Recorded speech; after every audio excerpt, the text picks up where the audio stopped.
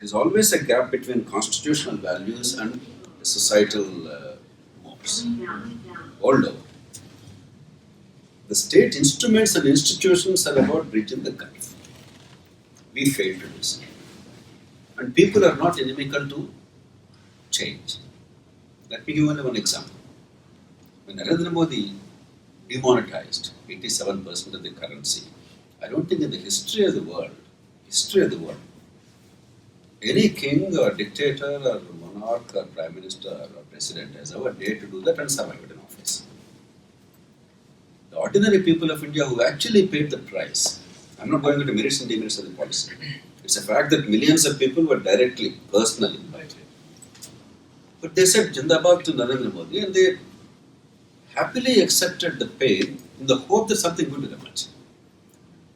If nothing else, that episode demonstrates that the people of India are ready for change. The elites and rulers cannot use the people as alibis for not doing the right thing. I'm not saying everything about the people is wonderful, that would be stupid. But I'm saying people are people. And our people have shown that they are amenable to leadership. Therefore, I don't think it's the culture that's the primary cause. I'm not denying that there are some elements in each culture. Like, I don't understand America's gun culture. To me, it's insane. I don't understand spending 18% of GDP on healthcare and not being somewhere at the top at 24th and 25th in healthcare delivery. I don't understand almost a fanatical rejection of public transport. So each country has its own cultural mores, some good, some bad. But there are so many strengths of India. India too is like that. So I don't think that's the cause.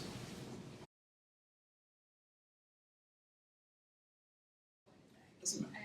Doesn't matter. See, there are two reasons why it doesn't matter.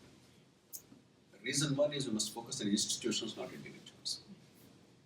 Reason two is union government is not really important in India any longer. Not that union government per se is unimportant. Let me make a proposition. The broad things that the union is expected to do, I think is delivering okay, not fantastic. National defense, foreign policy, monetary system, central bank, some basic infrastructure, and some fiscal policy. So I think there are basic issues that things are in place, and there is a broad consensus across parties, whoever is in power, particularly post 1991. And therefore, the real issues of governance are not at the union level. That captures all the, takes up all the oxygen and television and newspapers and all that symbolism. But the reality is, in our cities, in our states, things should happen. So for both reasons, individuals are not that important. It's a dangerous thing for any country to depend on individuals as opposed to institutions. And ultimately, it's not the federal government that is fundamentally now efficient. It is actually the capacity to deliver across the board. For those reasons, I don't think we should bother about who.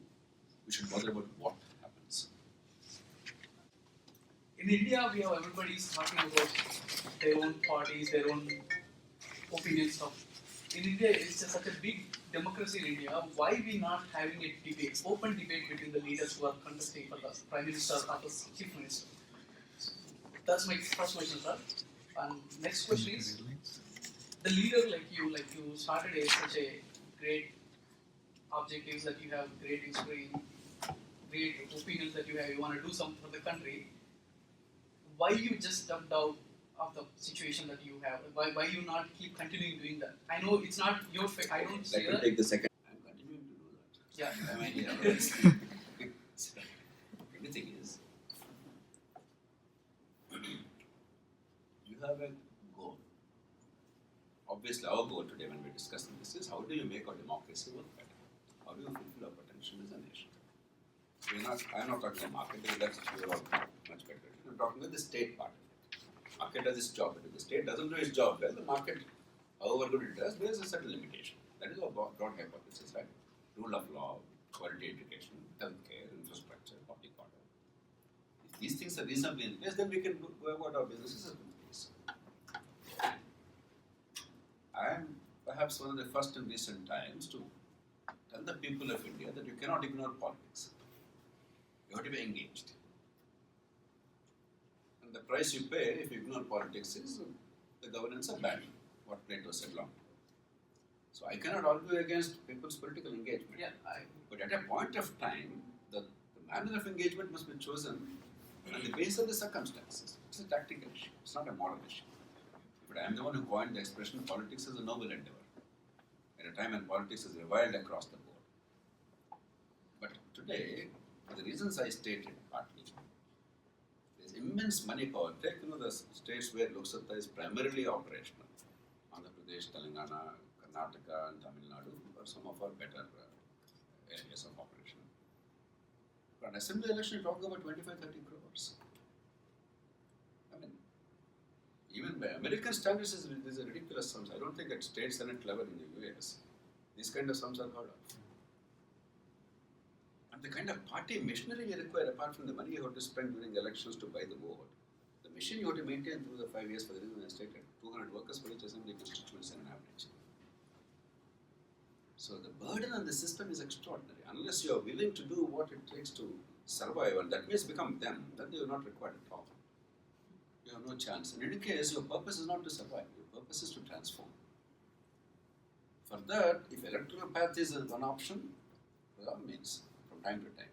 But that's not the only path.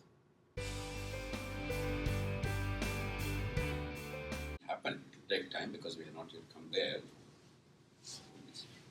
In the US itself, it didn't happen overnight. 1960 was the first debate, you know that? You know which is the organization that conducted the first debate in the United States? The American Women Voters League. It was a private organization of women starting from Philadelphia City after the women's suffragette movement and hard-earned right to vote.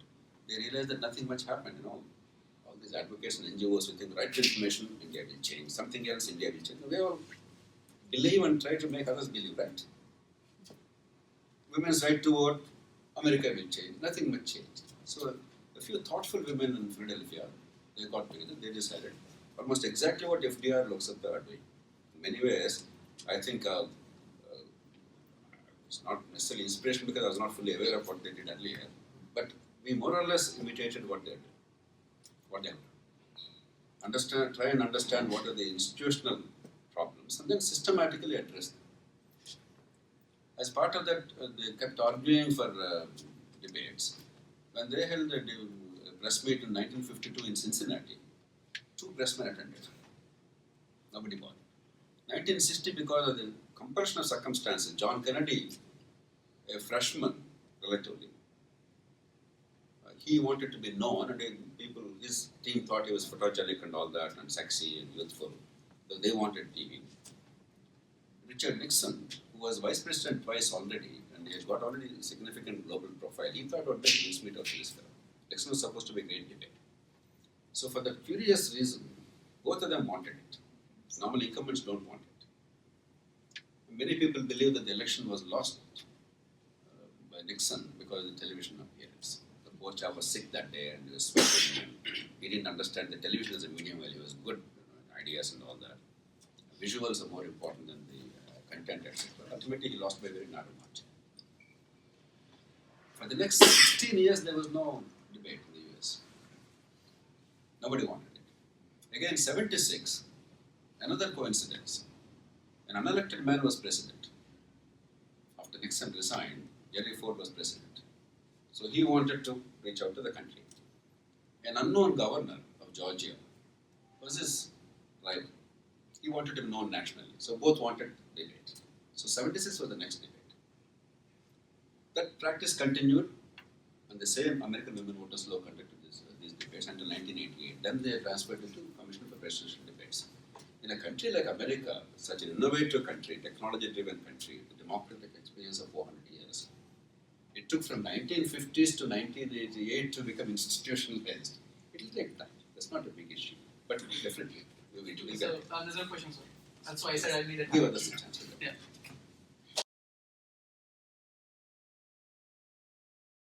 Realistic way. It's a great question. Actually, I'm glad you raised it because, to me, obviously deliverables for the people's point of view, education, healthcare, and institutional and local government are very important. But if one thing is properly fixed, it can make other things happen easily.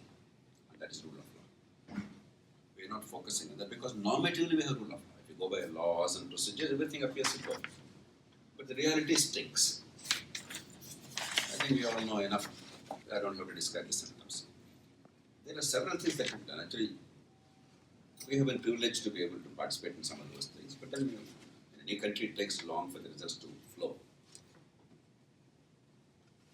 Let's take the grassroots thing. We have to have a large number of local courts with summary procedures to take care of many minor civil and criminal matters. US has Indians courts, Britain has what called small claims courts. Judicial system, judges with a provision for appeal, but summary procedures and accessible to the people, make it less expensive.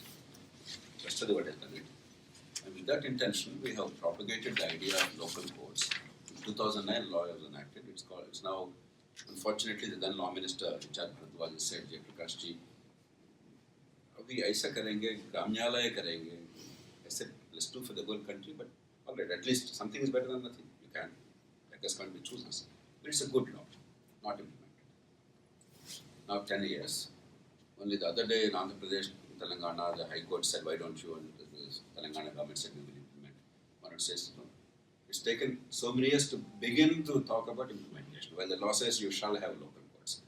But that will take care of a lot of burden so that the slightly higher trial courts are not overburdened with trivial cases. And more important, the culture of rule of law will spread. Now people simply swallow injustice and suffer silently because they don't have any expectation of justice.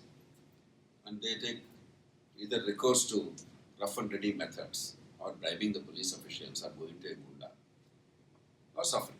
None of these are conducive to a system of rule of law and democracy.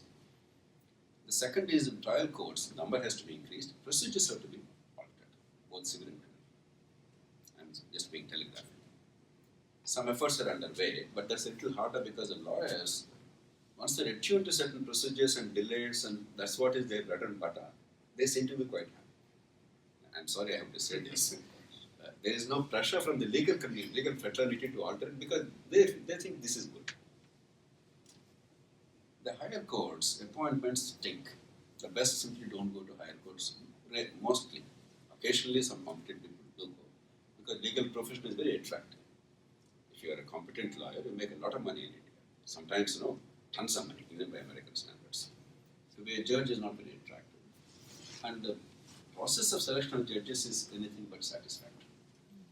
Therefore, I was actually the person behind the 99th Amendment to the Constitution enacted to create a National Judicial Commission to appoint the judges of High Courts and Supreme Court. The Supreme Court's decision that they will appoint themselves is manifestly wrong in constitutional theory and in practice. I have no doubt whatsoever. Only in India, people think Supreme Court has the right to appoint successors. There cannot be anything more absurd than that in a democratic society. So what we did was I put together the most eminent jurists of India in the past 50 years. Justice Venkatacharya, former Chief Justice, late Justice J.S. Verma, another former Chief Justice of the Judiciary, Justice Krishnaya, a towering intellectual giant, all men known for their integrity and commitment to judicial accountability. I put them together and asked them to come up with a model. It's that model that is the base of the National Judicial Commission. But Supreme Court, sadly, has struck it down. Because Indian Supreme Court has taken over the power to decide whether the Constitution itself is valid or not. So it's okay. There's no great tragedy. Well, it's bad in law. It will take another 10-15 years for the country to realize. So at each level we have to now improve. And perhaps in the higher courts, if increasingly we start appointing directly from the bar to the Supreme Court at least. Because generally appointments on the bar to the court generally tend to be better, Supreme Court. That's one of the minor things we have to do. And maybe Supreme Court, one day we have to also persuade the court to create a constitutional court of at least the top 9 judges, only to look at constitutional matters. All others can do all the Sunday things that they do. Supreme Court has now become a trial court in India, sadly. There are some 31 judges, or 28, somewhere in between. 26 as of now, 4 are vacancies. And most of the orders emanating are interlocutory orders. Stays. It's ridiculous. It's not the way constitutional courts function. That's not the way it's envisaged. So we have to address each of these systematically, but I agree with you. But that apart, the police and prosecution, that is, I think, even more important. CBI again, it's taken 15, 20 years to get us where we are today. It's not very satisfactory, but at least the debate is on. And whatever is applicable to CBI in terms of independence and accountability must be made applicable at least to those organs of police, if not the whole police, which can be insulated from our law and order. That means local police may not be able to do much. At least CBCID and anti-corruption bureaus, they are after all specialized investigative agencies. If they can be insulated from political vagaries, on par with what we are all hoping to do in CBI, I think we are moving further. So I am fully alive to the issues there. And there are, I think, solutions, but sadly, we are not putting enough money or attention to our rule of law. We are taking it for granted. Sir, one question, sir. Why law is very weak to the strongest people? Why law is very strong to the weak people? That is one question. And today's government, politics runs on money and caste system that everyone has to accept, even with different videos or educative measures. People are not up to the mark. What we can bring, how we can bring the change in people's mindset. And there are scoundrels and idiots who are in government as a representatives in legislation and assembly, who have 11 charge sheets, who went to jail for 11 months. They are bunch of idiots and scoundrels. How we can?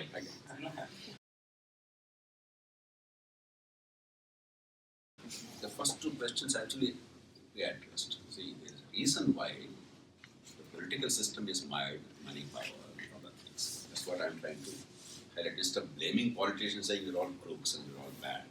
It's not true. Political parties, once all political parties are behaving in a certain manner, we must wake up and see why is it happening. Painting them as villains doesn't really help us. Understanding why it is happening and then addressing that institutionally and systemically will help us as a country. So there are reasons why politics has become the way it is. If you ask them, they have their own complaints. We go to the people, they abuse us all the time, we're not able to deliver, bureaucracy is bad, no, something else is.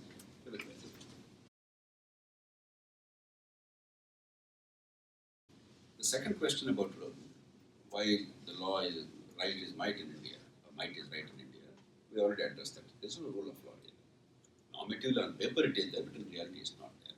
The greatness of this country is, no matter what its flaws are, there is fear of law. You may be a sitting governor, you may be a president or a cabinet minister or somebody else, doesn't matter who it is. If you fall foul with law, there is a realistic fear that you could lose your fortune, your freedom, and sometimes your life.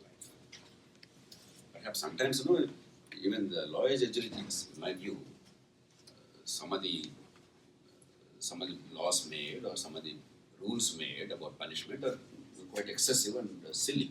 But that's okay. They'll correct it. But there is fear of it. Your power, your money will not insulate you from law. In India, for the reasons we discussed, and that's why insulating the police, crime investigation from political vagaries and at the same time making it accountable. If you give police the power without accountability, that's even more dangerous. One very distinguished jurist, when I was arguing 15 years ago when I was a much younger man, fiercely about autonomy to the police and independence of crime investigation, he said, Dr. Jayaprakash, please remember our system is built on compensatory errors. The distortions of one branch of government, in this case, let's say the police, are set right by the abuse of power by the politician. Both are wrong, but you can't do it in isolation. If the policeman is allowed to do whatever he pleases, unchecked, and political interference should not be there normatively, therefore we say no interference, we may end up with a police state. I have actually seen countries where the chief of police is the most feared fellow in the country. So we have to design it very carefully. Police reform is not something to be done very casually. That's why countries world over have very complex mechanisms of checks and balances. You go to New South Wales, you have police independence and autonomy, you have a functionary called inspector, who is a judge actually, and then to monitor this inspector who is a judge, they have another institution. No, very intricate linkages. And we must do it very thoughtfully. They are doable. And those of you who are interested in the Administrative Reforms Commission, when I was a member, this particular report, among others, while I did not write every single word, but the whole structure is mine. So there's a way of doing it. The whole roadmap is given if the polity is interested. So, but you must do it skillfully and responsibly. Just building on the lift analogy that you gave. So what I see that in that example there are three very critical components. So first one, that as a citizen, like analogy to you in that example, you are aware of your contribution and your rights. Second thing is you knew the accountable authority very clearly, which needs to be contacted, and the buck stopped there. So that's why the problem gets resolved. I don't see any of these three like effectively. You hit the nail on the head. Our whole effort and skill should be how do you design institutions in a manner that that happens. Yeah. So Where how do you there's a see link that we between can? my vote and the consequences, my tax I pay and services I receive, authority and accountability, the buck stops. Wherever you design that well, in India, things are working very well. So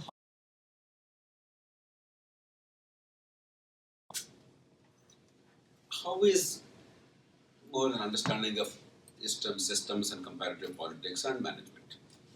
And there's no one answer. Like milk cooperatives is one example in India. They succeeded very well. ISRO is one example at a different level. It's not at the popular level, but we have created a mechanism where authority and accountability fuse, and therefore they deliver relative to the resources that are deployed.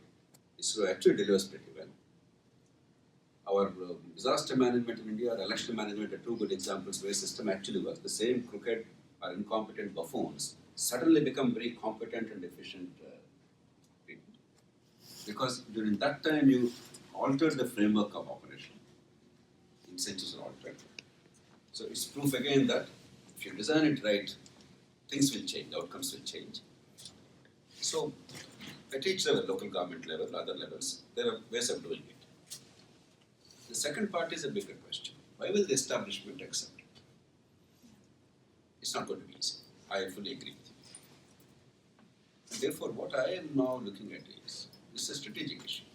Because whatever be our intentions and theories, ultimately change happens only when the people in power perceive that it is in their political interest and that, in our judgment, coincides with the public good.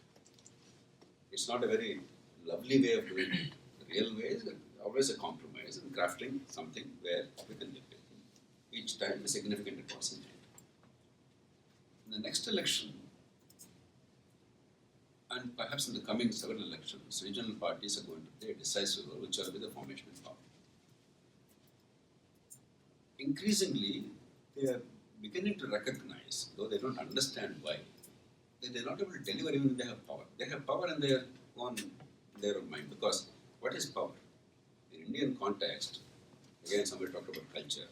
The notion of power is that I can give positions whomever I want. I can make you a minister, I can make you an MLA, I can make you chairman of a corporation or something else. That they can do. I can give you a cabinet status, advisor something. Then second is transfers and postings of officials. I can post and transfer any official IAS, IPS in my state. Third is I can give contract to anybody, notwithstanding the official myth that there is a competitive bidding. The reality is everything is more or less doctored. I hope you're all not shocked by this. It's not a great state secret.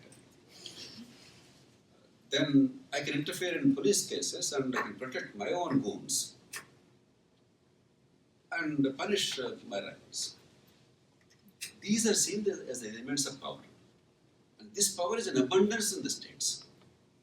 But the power to deliver and the mandate that they received, there is a tremendous problem because of structural inequities. They have not yet figured out, but they are beginning to figure out why are people unhappy each time. That's why suddenly KCR is compelled to give so many things freebies after he believes that he has done some good things. Chandrababu Naidu is now compelled to give, the last 1 month I am told, some billions of rupees, hundreds of billions of rupees freebies. Again, because they realize that the people are unhappy. The next step is why are they unhappy? But the delivery or the fundamentals is missing is something that has now go into that equation. And therefore, it is now in the interest of the states that they recognize what are the structural rigidities that are preventing them to deliver. And the major parties have to fall in line because they love power. They may not love to part with power. And actually, they're not parting with power. The constitutional rigidities are constitutional. It's not that the prime minister is exercising power over the states. It's wrong. Rigidity of the structure. So he doesn't lose anything. Then how do you go to the local government level? It's going to be even harder. Because both bureaucracy and local politicians are very opposed to local empowerment. The MLA thinks the local government is their enemy, competitor. Because for decades we created a structure where they're unrivaled. Unlike in the US where local governments actually built the Commonwealth built the federal government. In India, it's the other way. The cities, perhaps, is where the beginning has to be made. Our romantic notion of villages will not help. I myself grew up in a village. But villages have become now so utterly devoid of resources and talent because anybody with the ability to lead had to flee villages. There's nobody left there. And they depend on government for anything. Therefore, the self-image is that the government will give something, will take. Therefore, probably that will not be the first point of attack. But the cities is where increasingly money is there. And the city governments are increasingly self-sustaining. At least the tax base is there, property values are going up, etc.